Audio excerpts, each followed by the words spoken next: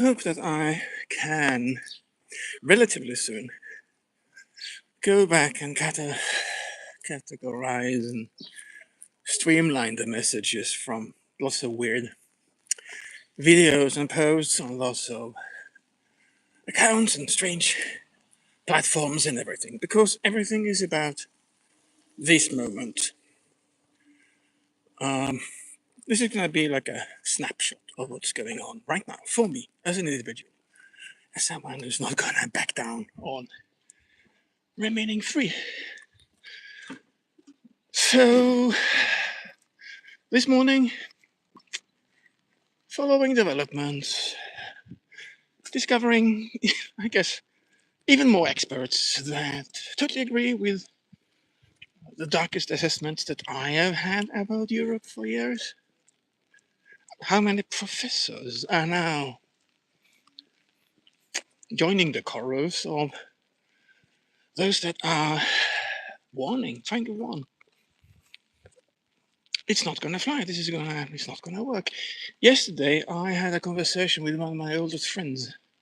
The type of friend where you, inside of a few minutes, first I saved his life once, and then he saved mine, and then the two of us almost fell off the same floor, the same roof, I mean. So we saved each other, all while drunk at 19, 20, and he's on the opposite side of the spectrum. I mean, he's not about freedom, but he's very well established. He's been working for one of these state media organizations that he left that. But we are very opposed in many ways. But even he is now posing questions like, oh, what about this unrealized tax gain? Yeah, he's now seeing the point. It's impossible to start anything here. So here I am, walking to the local coin dealership to see if I can get a good price on my last bit of gold. If they can't give me a decent price, I think they will. There's this traveling guy from what's he called? I forgot. Anyway, there's a couple of guys that I can also sell it to for far too low price. But the point is,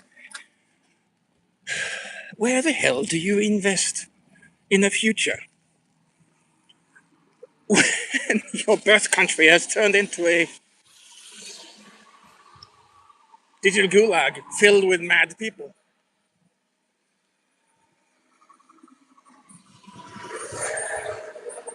And where you haven't got the means to get a second passport and all of these things, I for a few weeks I had that kind of assets.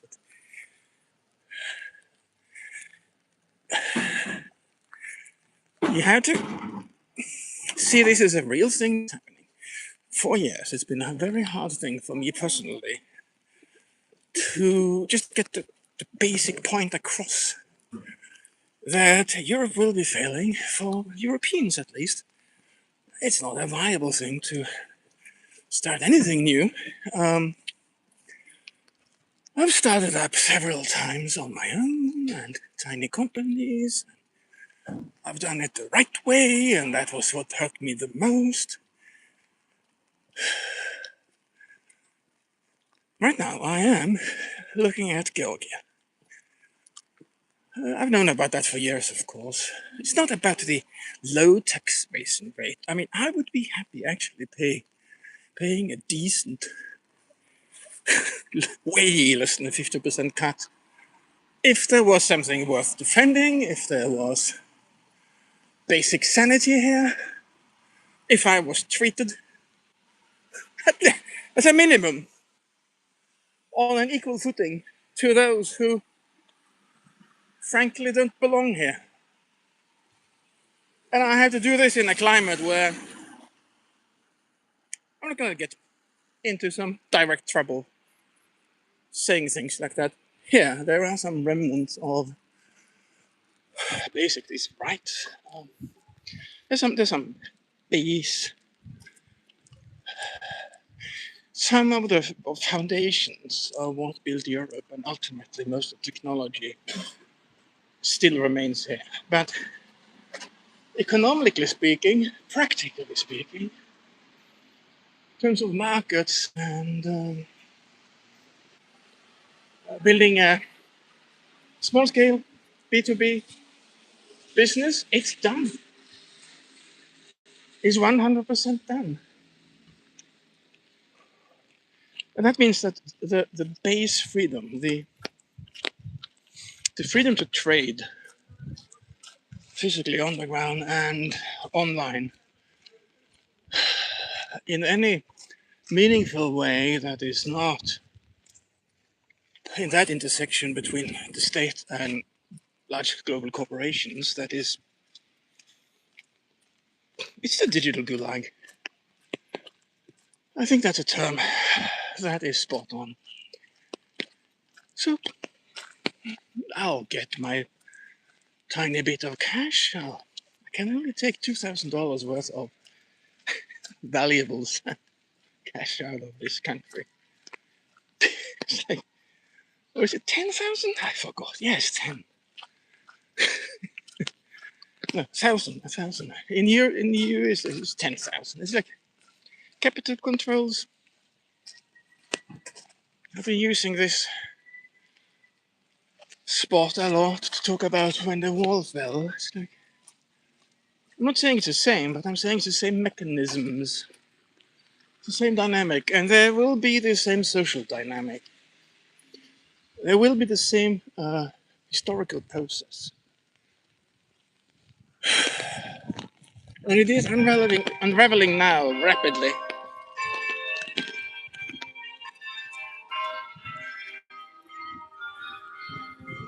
And the tools that work to safeguard the base minimum of free trade and privacy, financial privacy, and everything that is you need to have a functional society. You need to avoid becoming the Soviet bloc again. It's this close. Like Bitcoin and Monero. I mean, it's even so split off that when I mention both, I'm going to be shunned by one of these communities. But you can't talk about those things without putting yourself on the map. So the only thing that can give you any kind of reward as a micro entrepreneur building something new that can't be taken away from you. Because I can't take gold coins across the borders here reliably. The only thing that can save the future of Europe is, well, the good thing with Monero, it's they are planning on banning it formally in 2027. I mean, what a great opportunity as a marketing campaign. You can, I mean, if they are planning to ban it, they can't complain if we market Monero like mad until the ban, and then you have to decide what to do.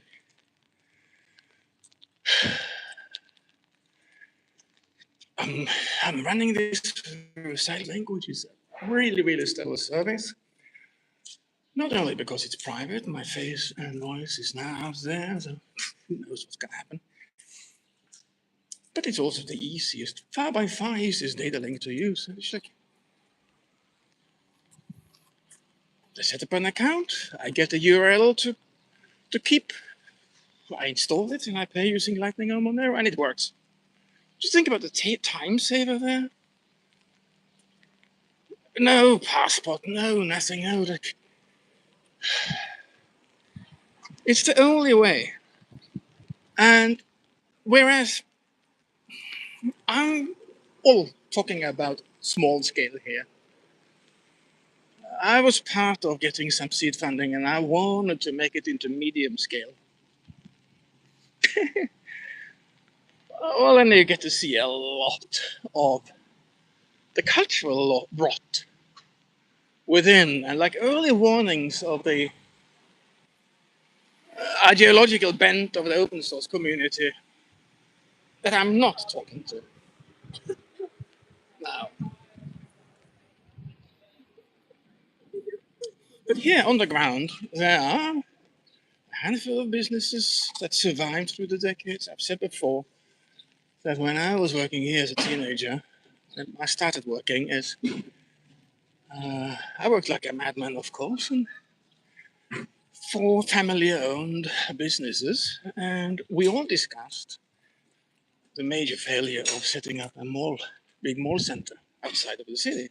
And here we are. There's only a handful of real businesses left, but they still remember the name of the shop that I worked for. And I can see how tired they are, but I can communicate with them. And there are some new ones. Everyone is on the same page if you are independent, if you want to be independent. Everyone knows that all of these things are just pressure points or whatever you call it.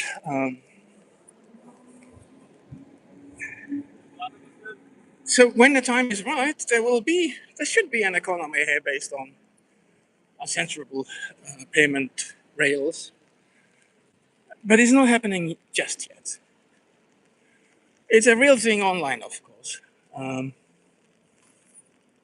it's only 2 weeks since I got rid of the visa that blocked me from talking about things too openly, and my mind is changing. My subconscious is mapping things out here,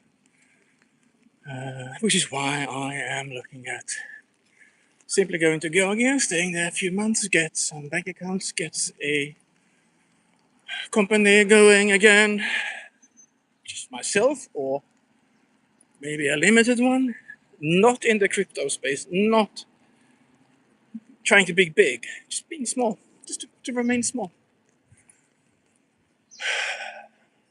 To build something that is way more resilient than the two companies, three, four, technically three, that I lost, I had to walk away from in 2020. Because I didn't take into account the fact that the mid space could close down globally. So I'm looking at, I'm dog tired of all of this bullshit. I just want to live somewhere in the mountainside somewhere, run some viable online business that is on the right side of humanity, using whatever tools to generate $500 to $1,000 a month. That's all. But it has to be resilient. It has to be positive. It has to be ahead of the curve. When I did that seed funding, we had this bridging the gap philosophy. You identify a trend early and you try to bring your company through the dump that always happens. Will that happen with things like Bitcoin? Maybe, probably.